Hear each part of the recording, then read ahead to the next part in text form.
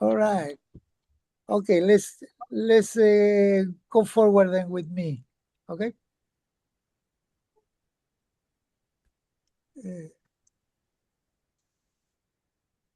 Can I?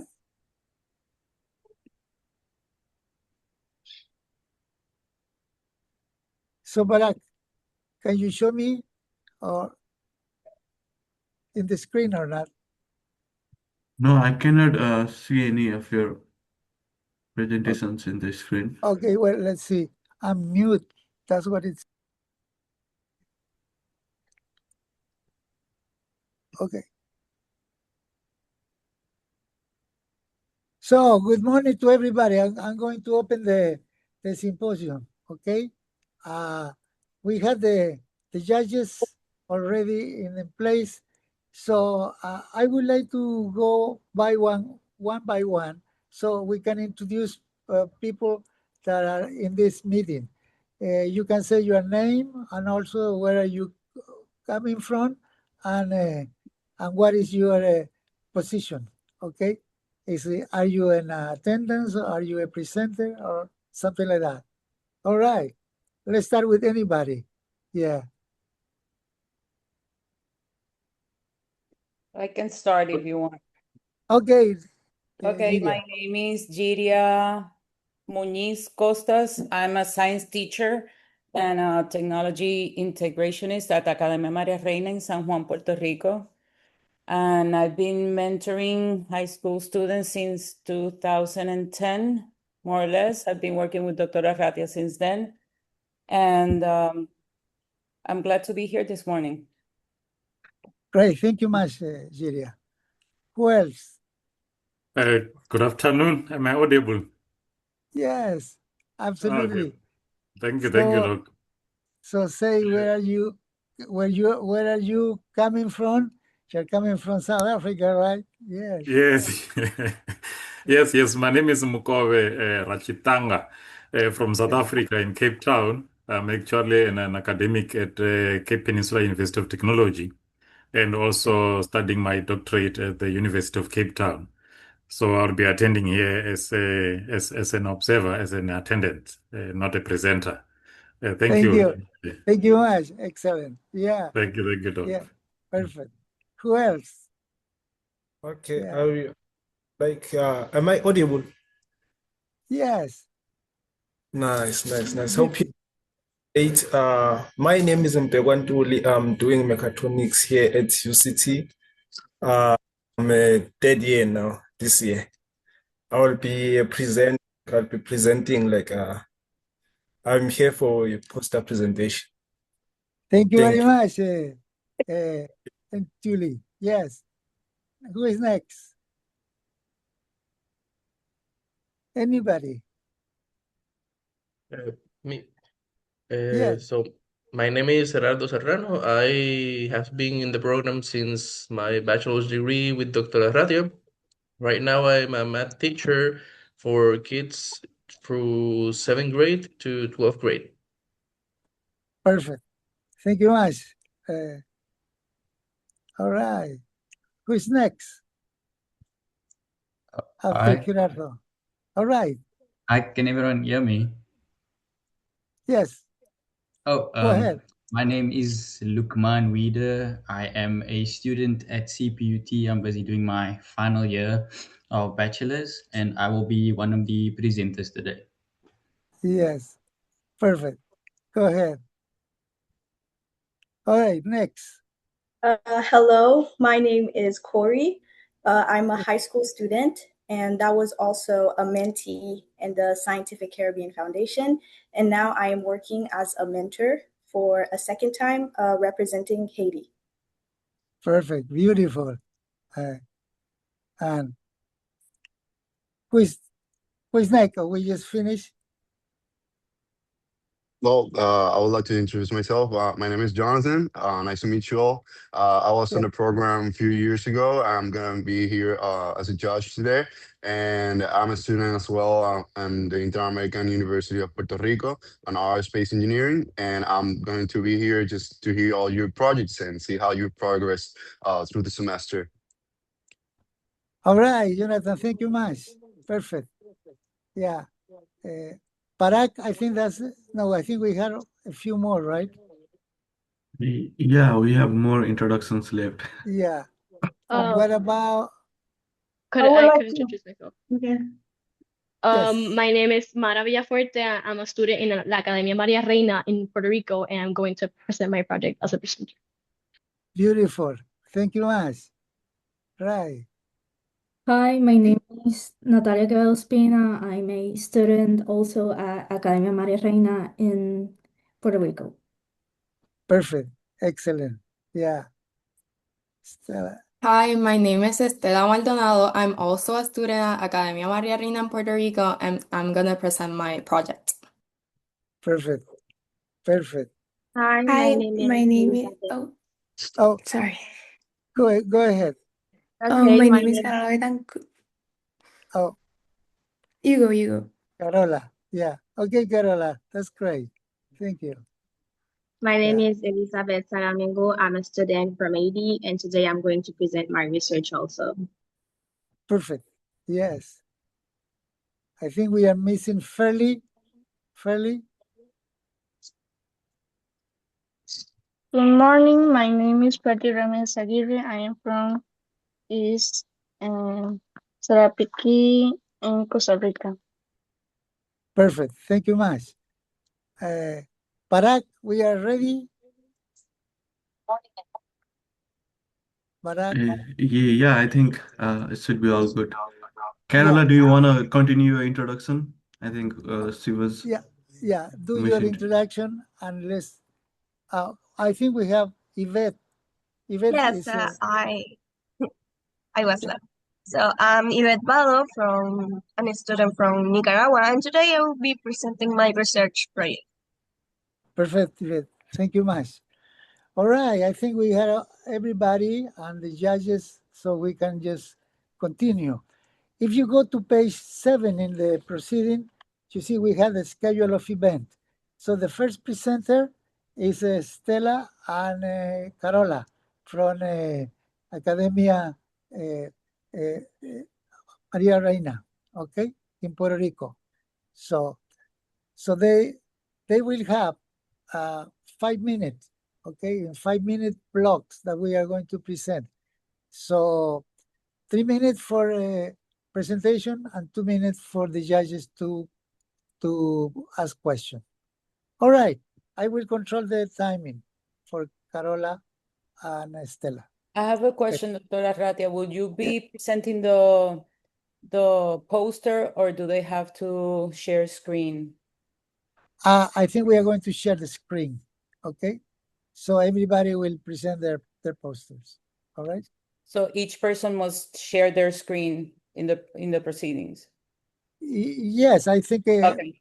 probably in some cases, I think they have produced a slideshow about Okay. 5 slides, so they can have that. Okay, perfect. Okay, Stella and Carola. I'm not sure how to present my poster. Oh, but you had to. You cannot download. I can present it. Okay. So the only thing you have to just is to show the poster, okay, and start talking.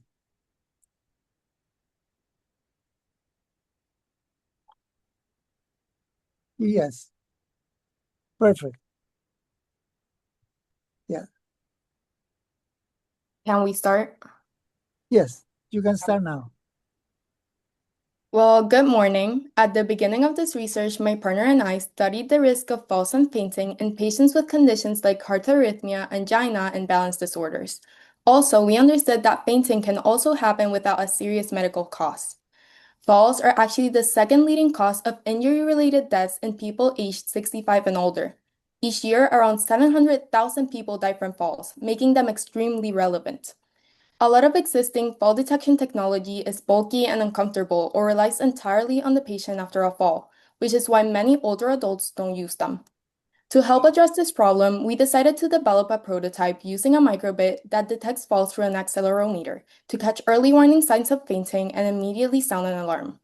To build it, we used a BBC microbit V2.2, a computer, a micro USB cable, batteries, a Velcro strap, elastic, foam paper, and hot glue.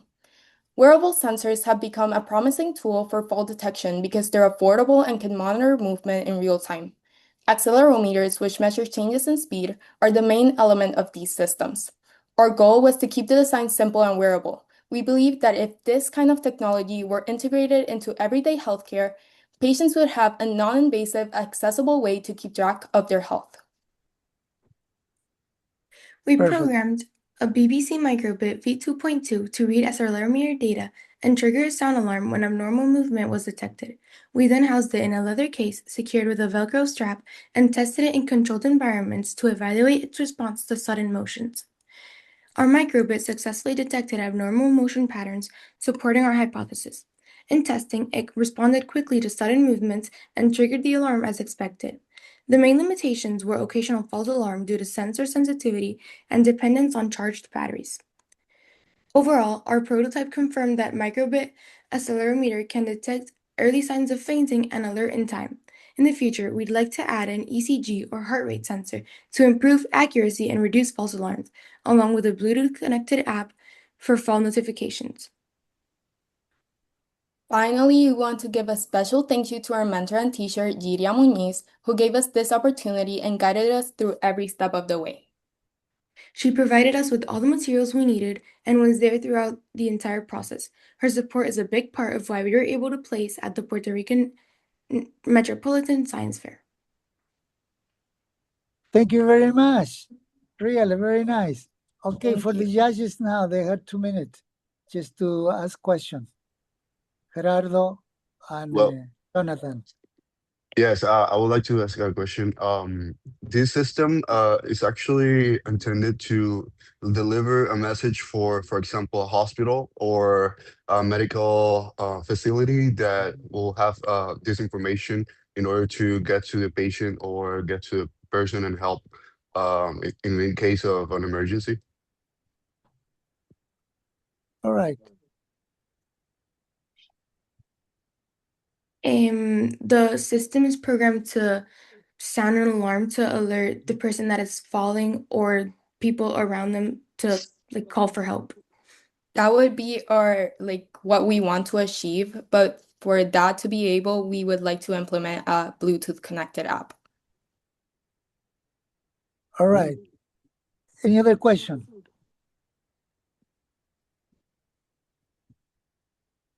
Gerardo? Or Barak? No questions. No question from Gerardo. Barak, you got questions? No questions from me as well. It's a great project. Yeah, thank you for presenting. Yeah, thank you much then. Now let's go to the second. Giria, you are telling me the Jimena is not coming, right?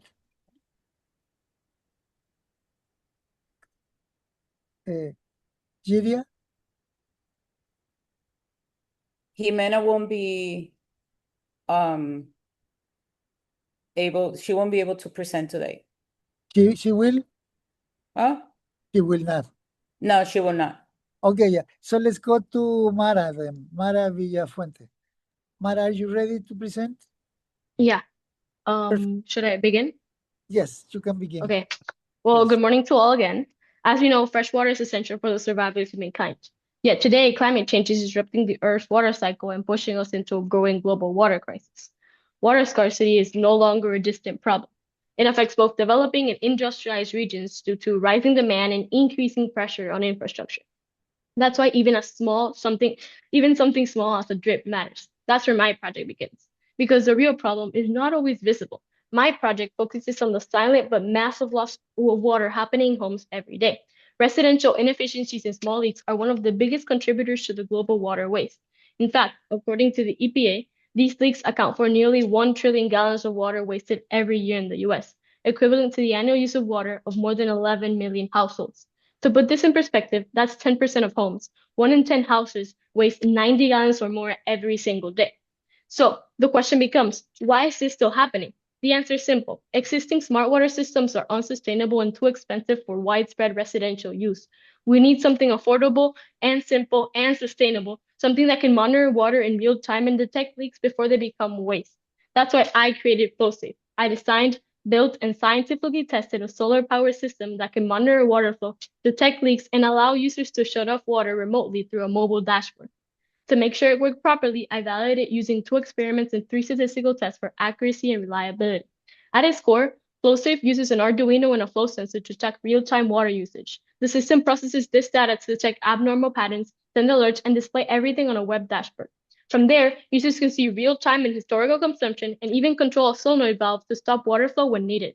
The system is powered by a solar panel, lithium battery, so it keeps working even without sunlight. But the most powerful part isn't just the technology, it's its awareness. When people can actually see how much water they use, behavior changes because you can't improve what you don't measure. And the results support that idea. The system achieved over 98% accuracy and a 96% successful valve closure rate and showed no significant error dependence on flow rate. From a cost perspective, each unit only costs $98.94 with potential for even lower cost at scale. And if implemented this widely, ProSafe could generate over $33 billion in the US alone, while improving water distribution and significantly reducing waste. Oh. Can you show the poster? Yes, The of course. Okay. Perfect. Any question for Mara from the judges?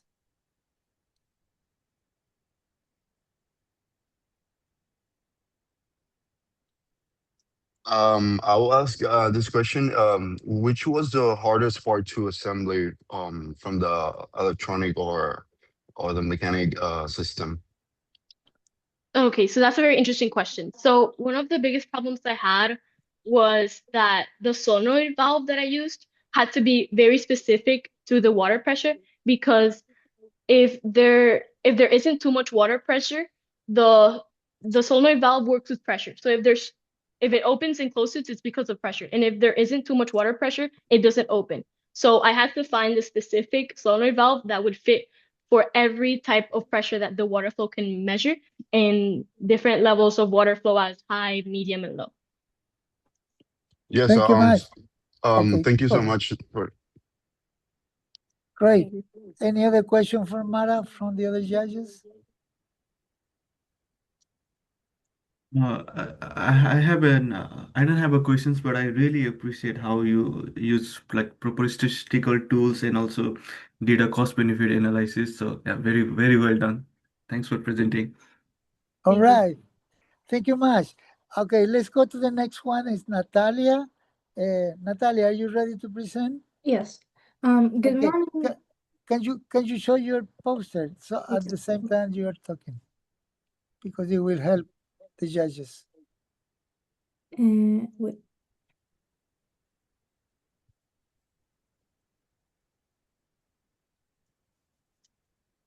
Let me.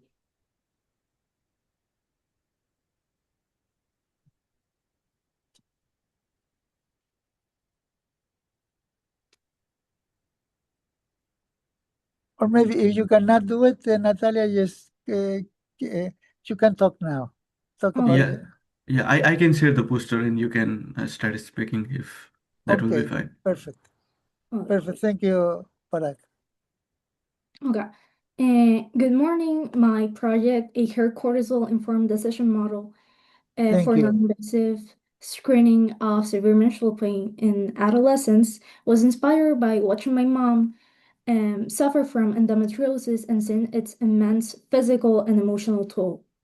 Endometriosis affects 10% of women worldwide, but a diagnosis takes 7 to 10 years because standard methods are highly invasive and expensive. Since teen period pain is frequently overlooked, I wanted to see if self-reported scores could support a non-invasive screening tool to prevent these diagnostic delays. I first conducted an extensive literature review, which I then reviewed with Dr. Bracero. Through this, I confirmed that chronic pelvic pain dysregulates cortisol levels. Unlike blood tests showing a single moment of stress, her cortisol tracks cumulative biological stress over a 3 to 6 month period window. With official approval from my school, 56 high school students completed an anonymous survey with a single primary question. rating pelvic pain intensity on a 0 to 10 visual analog scale in the last menstrual pain period. To study data variability, I used descriptive statistics and a control limit graph. Responses show wide variance across the 10-point scale, but heavily leaned toward the higher end. The dataset had a mean of 5.52, a median of 6, and an interquartile range of 3. In fact, 79% of students reported moderate to severe pain, proving that adolescent pain is not uniform and requires and requires a structured model to sort it out. To translate this varied data, I built a rule-based decision tree using Canva. I chose a decision tree specifically for its clinical transparency, allowing a non-specialist like school counselors to easily interpret the logic. Grounded in literature linking a score of 7 or higher to severely compromise quality of life, the model uses strict logic thresholds. 0 to 3 low risk, 4 to 6 is moderate risk, and 7 to 10 is high risk. The model classified 21.43% of students as low risk, 41.07% as moderate risk, and 37.50% as high risk. These results prove a single question survey can successfully group risk tiers objectively. In the future, I want to validate this model using direct hair cortisol measurements and build a digital screening app. I want to thank my mentors, Janine Hidalgo, Jire Muñiz, and Dr. Bracero for their guidance. Thank you. Thank you very much, Natalia. For the judges, do you have any question?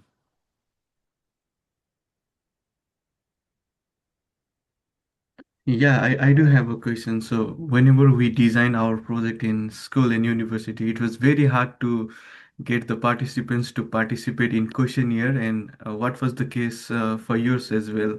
Did you expect the numbers to be around 50, 60 responses, or were you expecting more? And do you have any tips on how we can increase the participants for survey questionnaire? Okay, that's a great question. So my school is an all girls school. So what I did to like students to do the survey was to in all grades we have group chats, and so I posted the survey, and I told them if you could do the survey, it will be very appreciative for this research. And yeah, my goal was to at least 50 students to complete the survey, and well, I surpassed that goal. And yeah, but in your case, maybe like it's an boys and girls school, mixed school, I think the better option will be like to go to the classes, or if you have chats, like tell them the initiative and the survey and why it's important to cooperate with the cause. Okay, perfect. Thank you so much. Okay. Thank you very much, Natalia. Now let's go to the next presenter, Elizabeth Mingot. Okay, Elizabeth, are you ready to present? Yes, I'm ready to present. Perfect. Can you show, your poster? Yes. Great. Okay. Go ahead. Okay. Then. So good morning, everyone. My name is Elizabeth Salamingo, 18-year-old from AD with growing interest in game design and development.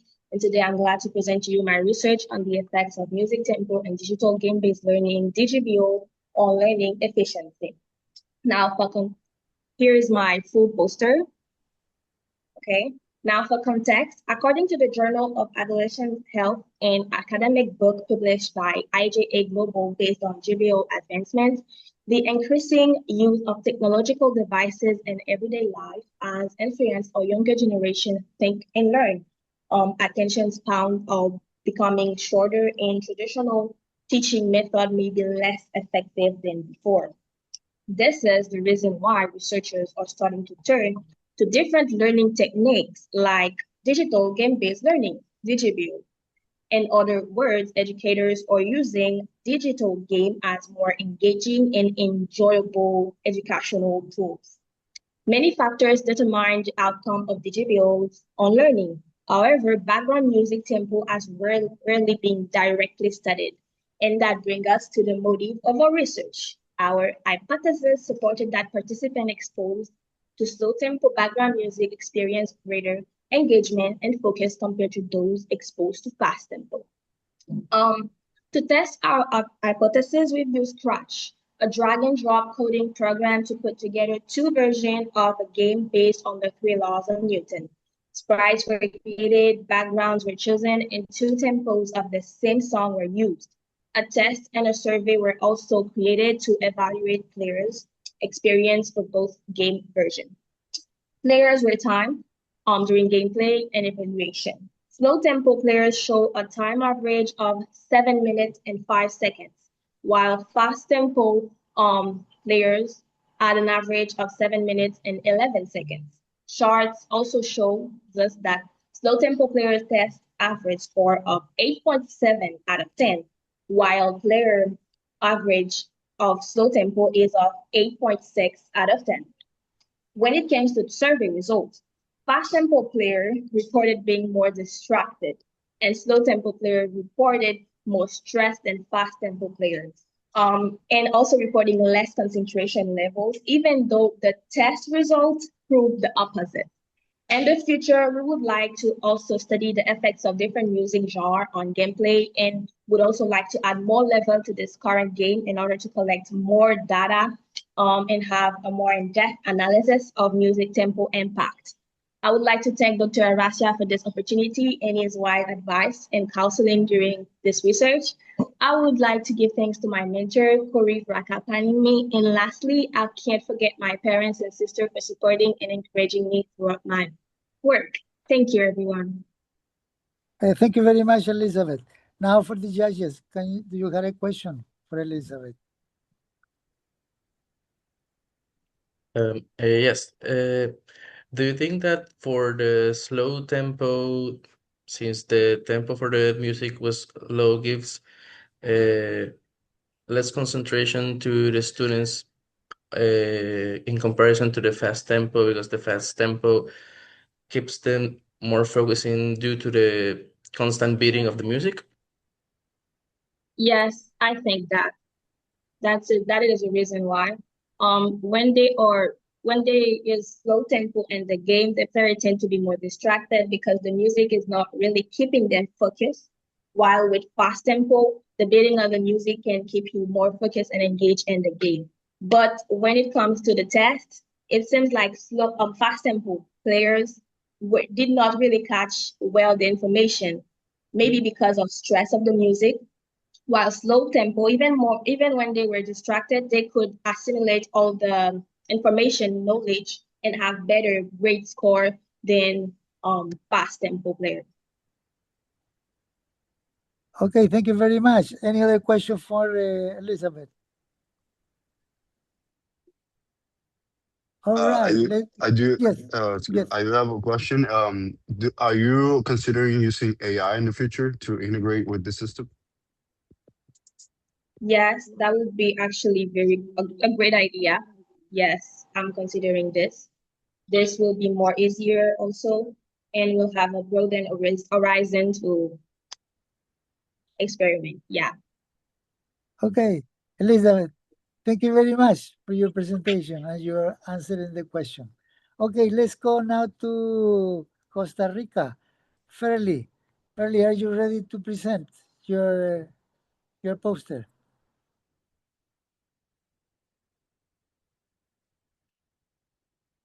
Fairly, are you there?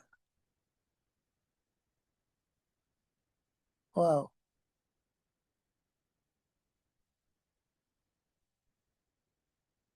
I think we are having connectivity problem. No, it's here.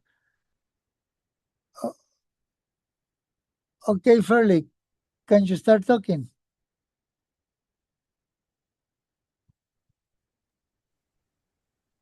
Good morning. My name is Fergie Ramirez Aguirre. My prof is Jairo Mendoza and Ana Gonzalez. My mentor is Dr. Juan Arratia. My school is Liceo Ruas Colones, and my project is weather forecast for farmers of the Sarapiquí region in Costa Rica. Abstract. Sarapiquí is a region of Costa Rica with a humid tropical climate, high rainfall, and significant climate variability. Sarapiquí has an important agricultural activity, and it is also an exporting area for products such as pineapple, banana, coffee, and vegetables. The climate in Sarapiquí plays an important role on the agricultural field. However, farmers don't have reliable weather. How farmers don't have reliable local information about weather needed to carry out their activities.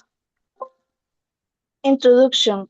In tropical zone like Sarapiquí in Costa Rica, agriculture depends directly on weather patterns.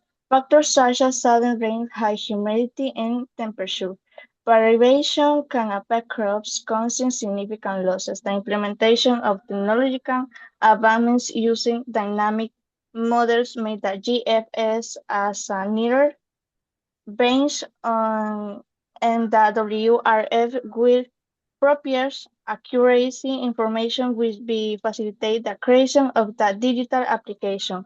The Terrasara Peaks apps is designed to solve weather forecasting problems for farmers. It combines two dynamic models that work together to create and analyze forecasts. These two will allow farmers to manage data to have a better harvesting in order to reduce the impact change on production.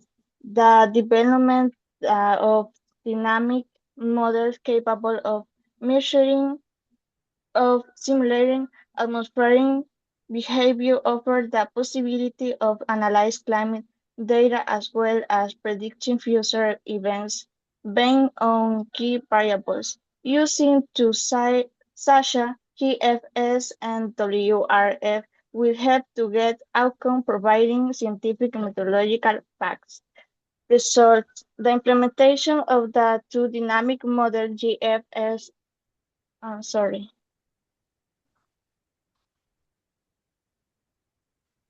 The implementation of the dynamic model and GFS and WRF make its experience a great success. The GFS model collecting information on the project variables and send it the WRF model, which generates a concise and reliable weather forecast. This information is sent to the Terrasara Peaks, which give farmers information that weather. During the project, some limitations that identify relating to the availability of suitable for accuracy information accurately measuring for meteorological variables such temperature, atmospheric pressure, humidity, and winds speed. Observation conditions demonstrate the usefulness of this model of weather analysis and prediction. Terrestrial peaks will enrich the analysis and enrich the accuracy of the weather forecast to benefit a whole community. Thank you very much. Okay, Fairly, do you have any question for the judges for Fairly?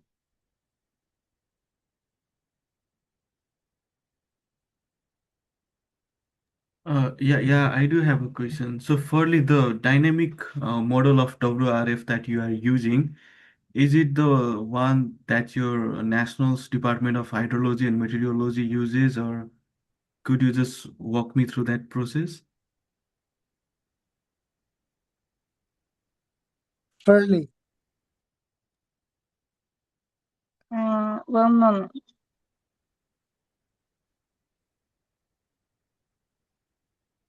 Did you get the One I question? want is help farmers in my community. I know I have to do hard work to start changing their minds. But are you answering the question fairly? Or Barak, can you repeat Yeah. the question? Yeah, so Farley, my question was, so you use the dynamic model of WRF in your project, and I was just wondering if it's the same model that's used by your National Department of Meteorology to forecast weather, or it's a different kind of a WRF that you used. Fairly, did you get that, the question?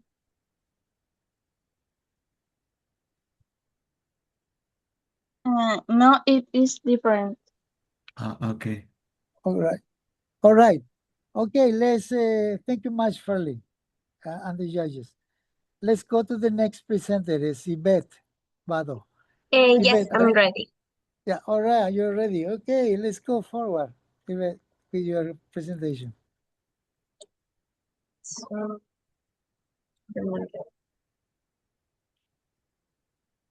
you can see it? Yes, we see it. Okay.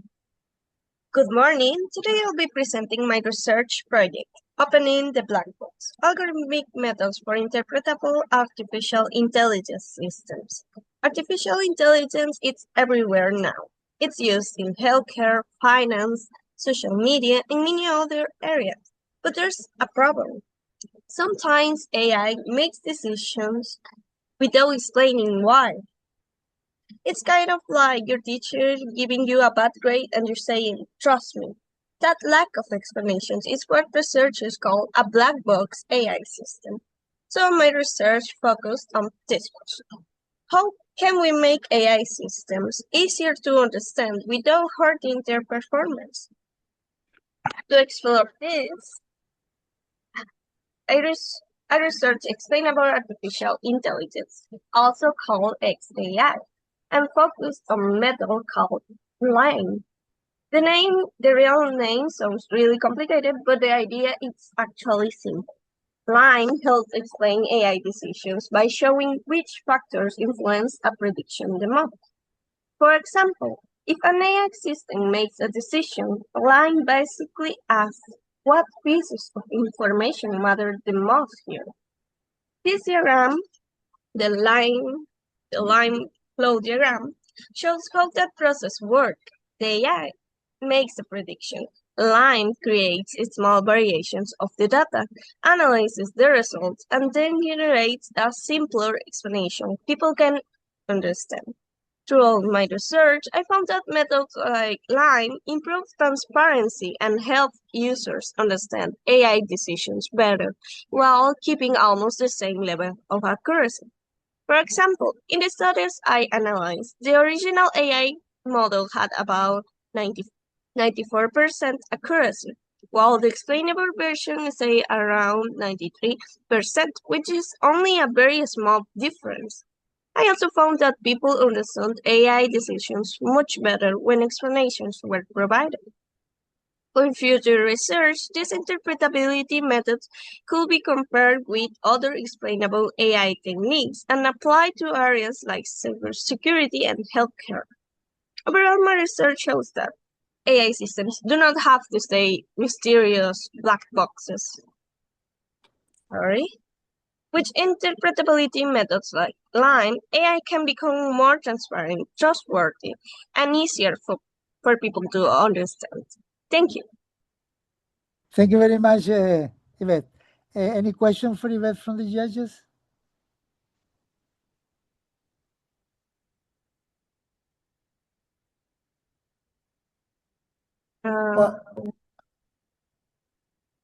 Gerardo, Chicago.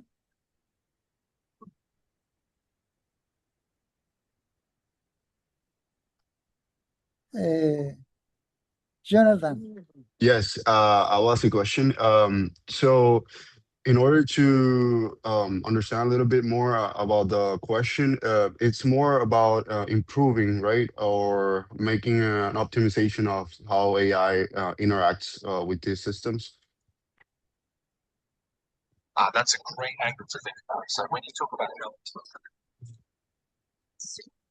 Okay, Yvette. I'm sorry, please. I have a. Can you repeat? Okay. Yes. So it will be more about an optimization of AI in order to have a better performance out of it. Yes, it could be both an optimizations and something to understanding, so that people could understand it, and it doesn't affect their performance.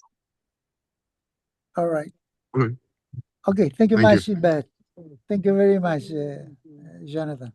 All right. Let's go to the to Ntuli. Ntuli, in South Africa, are you ready to present? Yes, I'm ready, sir. Sorry. Yes, perfect. Can you show the your poster? Can you show your poster? All right. I'm not sure if showing like I'm gonna share like a slide. Then in that Oh, slide perfect. also. Okay, that's good. Anyway, in any way you want to present, yeah. All right, Okay. you can start now. Okay. So like my project is about embedded acoustic DOA, which stands for direction of arrival sensing using using two low-cost microphone approach. So this is the poster that I made. So I'll go straight to the slides. So the aim of this project is to estimate where a sound is coming from using only two microphone and an STM32 microcontroller. So the problem that we often encounter is that robots and smart system often need to know the direction of a sound, not just detect that sound exists. Large microphone arrays can do this, but they are often expensive and complex for embedded systems. So this project investigates whether a simple two microphone system can give useful angle approximation within the embedded timing and accuracy limits. So like the method, uh, so so this so this we're gonna this project, like, we're gonna follow like a method, like simple method, like a simple pipeline. As a sound wave reaches the two microphone at a slightly different time. The microphone signals are sampled by an ADC, cleaned and compared using TDOA, or time difference of arrival. The system estimates delay between the two signals. That delay is what we'll use to approximate the angle using microphone symmetry. Important design factor for the microphone spacing, for the microphone, like it will be like spacing, sample rate, and buffer size, filter gain before the ADC, and time budget on the MCU. So like about the prototype will include two microphones, analog conditioning, ADC input, and the STM32 processing. The evaluation compare the estimated angle with known source angle. The main performance measures are accurate, mean absolute error, repeatability, noise sensitivity, and timing.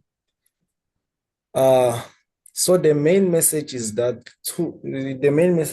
low cost DOA sensing is possible, but the accuracy depends strongly on microphone alignment, spacing, and analog channeling matchings. So in conclusion, a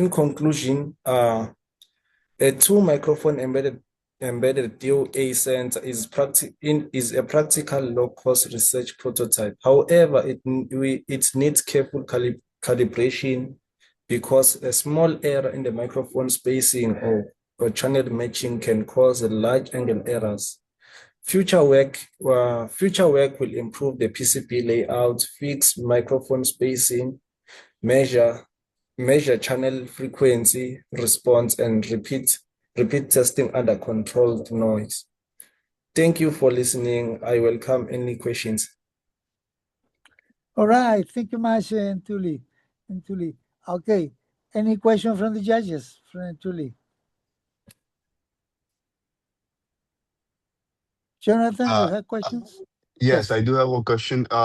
So in order for clearing out any noise, for example, sometimes you have any other signal that you might not want, what kind of process will you go through for eliminating those kind of noises that you don't want as feedback?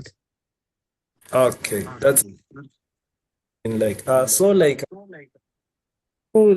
research references. I found that there's a method that is already implemented using generalized cross correlation with phase transform. It tries it measures the delay between the time signal. So what we're gonna do, we're gonna receive the signal, then we're gonna try to first filter it. And allow since maybe we'll know the range of frequencies the signal that you want maybe lies on. So we're gonna use a filter that will filter the required signal. Then after that, we're gonna put it in the cross correlation. Then that will try to mitigate all the noise and improve the signal to noise ratio. All right, thank you very much, Julie. Yeah, that's a great answer. Okay, I think we are done, but we have one last presentation from Lukman. He's not in the list. I'm going to place him in the list anyway, but he's here. Lukman, are you ready to present? Yes, let me just get my presentation now. Yeah, your poster. We need your poster and presentation. Yeah. Yeah, let me just get it now. Sorry, this is the first time I'm using Okay. Always is the first time, so no problem. Yeah.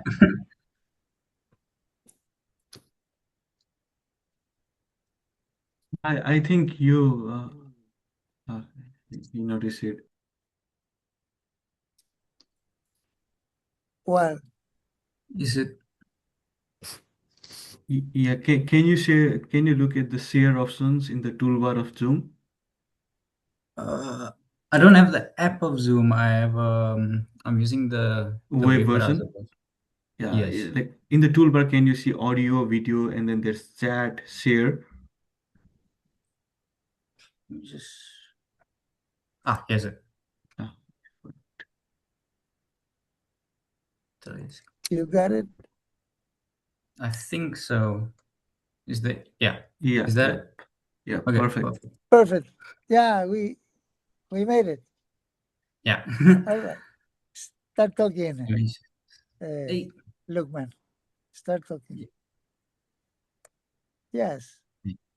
So this is my poster on refining robotics prosthesis. So just to start, despite all the advancements in prosthesis technology, many users report that prosthetic limbs feel unnatural and difficult to control. So our job as engineers is to find how can we use advanced EMG control and sensory feedback systems to improve the fine motor control in these prostheses.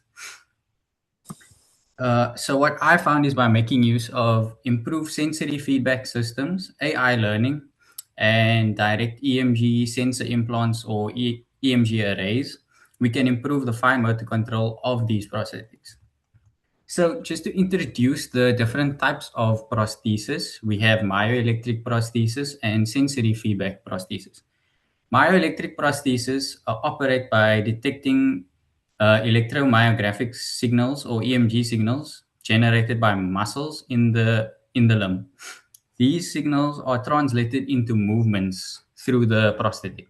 Sensory feedback prostheses look to provide the feeling back to users. So information from the sensors at the tips of the finger or the hands is then transmitted back to the user through signals, essentially, either through skin contact or neural interfaces. So successfully combining these two prostheses, we have created the Mia hand.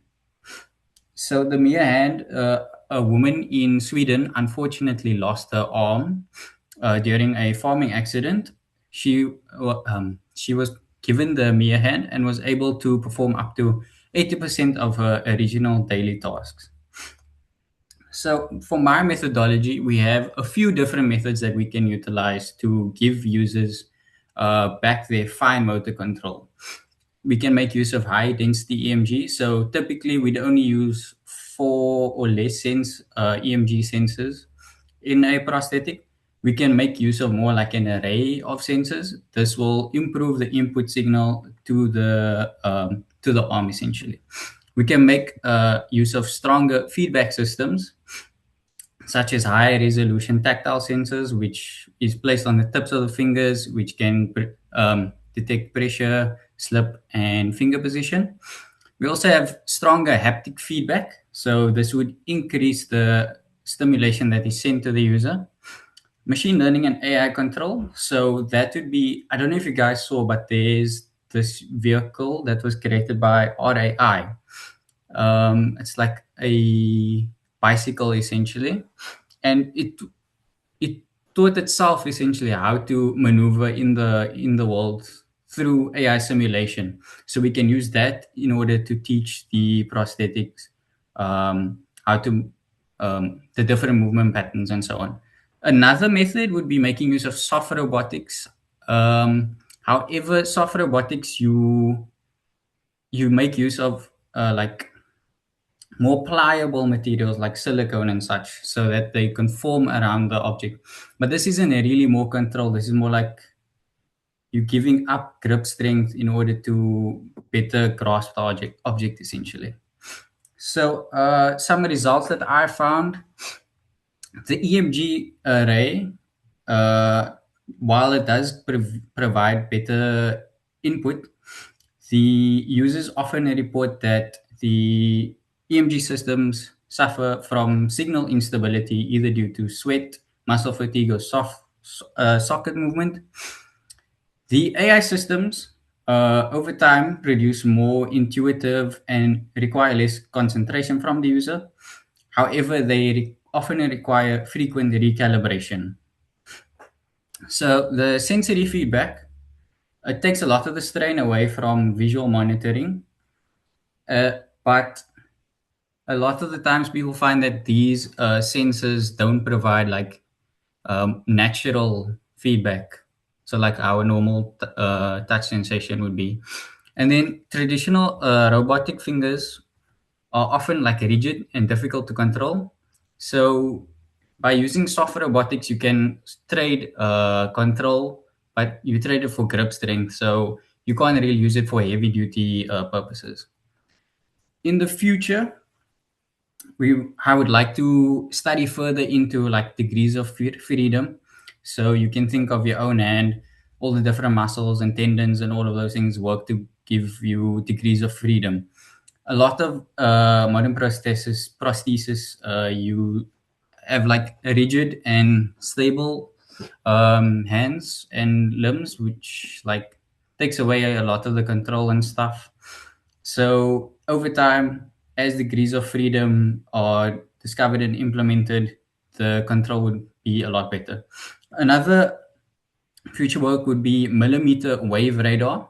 So a student at UCT, Kotha Dutoy, she's doing a master's. She actually told me about her research project into millimeter wave radar. So this would essentially replace EMG sensors and potential surgery. Instead of having sensors on the muscle, you can like map the entire muscle and see the exact contractions and movements of the muscle. And that would be utilized to give the exact intended movement of the user. But it's still like in development at this moment. Yeah, thank you. That is. I would also like to say thanks to Dr. Nguni for informing me of this opportunity, Dr. Aratia of the Scientific Caribbean, Dr. Folly for mentoring me, and Kotha Dutoy. So, yeah. Thank you very much, Lukman. Any question from the judges for Lukman presentation? Pretty good. I would like to ask a question. So how would you determine the kind of strength that would you need for example, grabbing an object, or not to be too much of a strength, or using a lot of force, or just using the right amount of force for the determined action? That would come from the tactile the high resolution tactile sensors. So these sensors can see the potential slippage, the like it's like a very getting muddled up in my words. Let me just quickly. Oh, it's okay. Yeah, so take your time. Yeah. So these sensors, the high resolution tactile sensors, they can detect pressure, your finger position, the potential slippage, and the texture of the object. So that is how we are able to determine the exact like force required. But the thing is, with these sensors, they're very like at the moment they're quite weak. So you're not really going to be using it for heavy duty objects like in the gym or whatever. So yeah. Right. Thank you. Thank you very much, Lukman. Very good presentation. I appreciate Thank you, it. sir. Yes. All right. Barak, can we take a picture of all the all the attendants present before we go? Because we are ready to finish. Yeah, but I sure. will say, yeah, Barak is going to arrange just to take the picture. So be in your best position, show your face, all right? Right. And he will take a group picture. Okay, for the presenters, I will send you a certificate, okay? During the day, you will get one through your email, all right? And that will be, I will really thank you for your time being on Saturday, and also the attendance.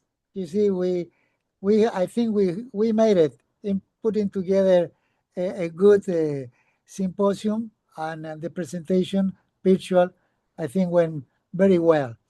Okay, so I thank you everybody.